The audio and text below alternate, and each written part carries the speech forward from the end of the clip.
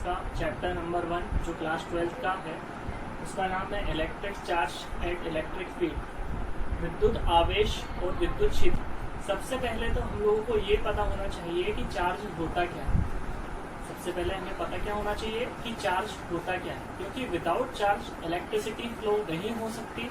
ये आप लोगों को समझना पड़ेगा कि विदाउट चार्ज इलेक्ट्रिसिटी फ्लो हो ही नहीं सकती। इसलिए सबसे पहले आपको समझना पड़ेगा कि चार्ज क्या होता है।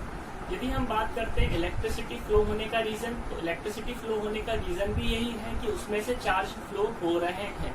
ठीक है, अब अपन समझेंगे कि जो चार्ज है उसको किस तरीके से डिफाइन किया जा सकता है और चार्ज कितने टाइप्स के होते हैं। सबसे पहले हम इसकी डेफिनेशन पे आते हैं। Charge is a fundamental particle. Fundamental का मतलब होता है मूल कण। मूल मतलब छोटा सा कण होता है। Charge is a fundamental particle on an atom, मतलब कि जो चार्ज है एक फंडामेंटल पार्टिकल है। और वो किसका पार्टिकल है? इन एन एटॉम का, मतलब एटॉम का एक फंडामेंटल पार्टिकल है। उसके बाद इट में बी पॉजिटिव और नेगेटिव, मतलब कि जो हमारा चार्ज होता है वो पॉजिटिव भी हो सकता है, नेगेटिव भी हो सकता है।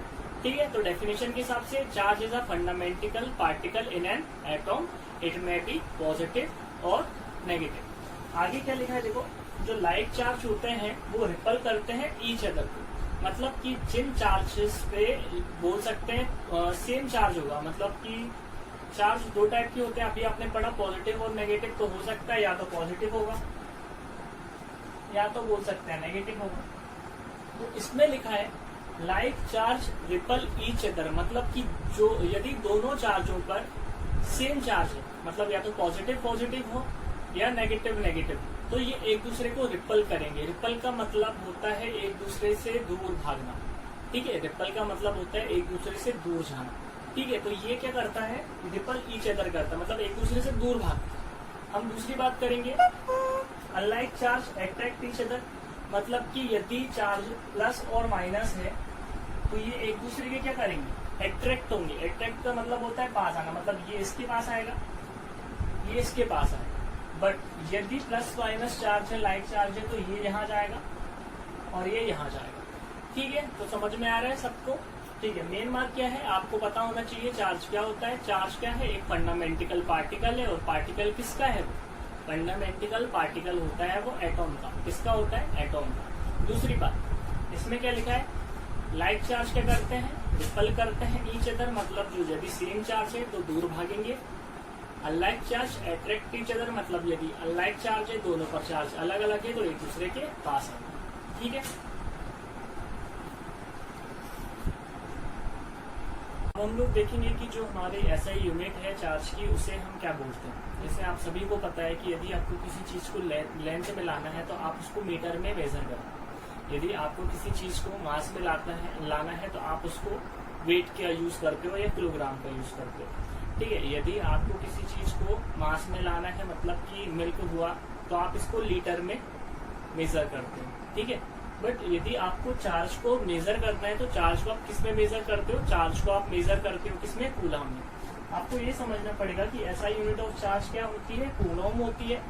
और 1 कूलम चार्ज इक्वल टू होता है 6 × 10⁻18 इलेक्ट्रॉन। यदि हम बात करें कि 1 कूलम चार्ज इक्वल टू कितना होता है? 6 × 10⁻18 इलेक्ट्रॉन, जिसमें 6 × 10⁻18 है ये आपके नंबर है, और ये जो इलेक्ट्रॉन्स है वो इलेक्ट्रॉन्स के लिए यूज हुआ है। तो इसका फॉर्मूला क्या बनता है? Q = Ne, मतलब कि 1 कूलम चार्ज इक्वल टू होता है नंबर ऑफ इलेक्ट्रॉन्स, और नंबर ऑफ इलेक्ट्रॉन्स कितने? 6 × 10⁻18 इलेक्ट्रॉन्स। ठीक है, वेयर Q क्या है? आपका चार्ज का काम कर रहा है, N आपके इलेक्ट्रॉन्स का काम कर रहा है, और इसमें अभी इतना ही है। फिर हम लोग पढ़ेंगे आगे करेंट। अब हम लोग देखेंगे कि करंट क्या होता है। इससे पहले हम लोगों ने चार्ज के बारे में पढ़ा था। Charge is a fundamental particle, it may be positive और negative. Like charge repel each other, unlike charge attract each other. अब हम लोग किसके बारे में पढ़ेंगे? करंट के। मैंने आपको बताया था कि करंट किसके बिना फ्लो नहीं हो सकता? इलेक्ट्रॉन्स के या चार्ज के। इलेक्ट्रॉन्स और जो प्रोटॉन्स होते हैं वो चार्ज में ऑलरेडी अवेलेबल होते हैं, पॉजिटिव और नेगेटिव वे में।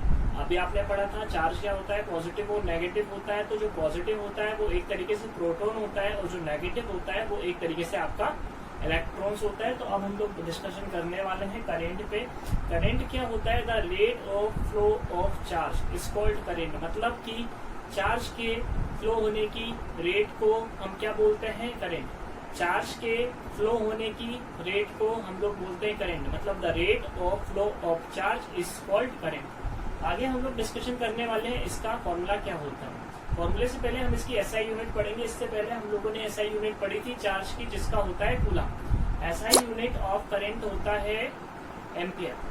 ठीक है, ये आपने थोड़ी देर पहले पढ़ा कि करंट क्या होता है। ठीक है, करंट क्या होता है? The rate of flow of charge is called current. आपने अभी इसका एसआई यूनिट पढ़ा। करंट का एसआई यूनिट क्या होता है? एम्पियर। देखो, आप लोगों को एक बात मैं बताऊं कि जब हम फॉर्मूला लिखते हैं तो एक फॉर्मूला होता है डेफिनेशन के हिसाब से, एक फॉर्मूला होता है यूनिट के हिसाब से। तो अब आपको डिपेंड करता है और आपको डिसाइड करना है कि आप फॉर्मूला कौन सा वाला लगाने की कोशिश कर रहे हो। यदि आप डेफिनेशन वाला लगा रहे हो तो आपको डेफिनेशन वाला ही लगाना पड़ेगा, और यदि आप यूनिट वाला लगा रहे हो तो आपको यूनिट वाला ही लगाना पड़ेगा। ऐसा बिल्कुल नहीं करना डेफिनेशन वाले में यूनिट का फॉर्मूला लगा दिया आपने, यूनिट वाले में डेफिनेशन का फॉर्मूला लगा दिया। मैं आपको समझा रहा हूँ, एक बात समझो। यदि मैं बोलूँ कि भाई करंट क्या होता है? The rate of of charges को करंट, तो ये जो फॉर्मूला है आपका current equal to charge upon time, ये आपका डेफिनेशन का फॉर्मूला है। ये किसका फॉर्मूला है? डेफिनेशन का फॉर्मूला है कि भाई करंट क्या होता है? Charge upon time. बट यदि अपन बात करें इनकी एसआई यूनिट की, तो आप करंट को मेजर करते हो एम्पियर में। करंट को किस में मेजर करते हो? एम्पियर में। चार्ज को किस में मेजर करते हो? कूलम में। टाइम को किस में मेजर करते हो? सेकंड में। समझ में आ रहा है?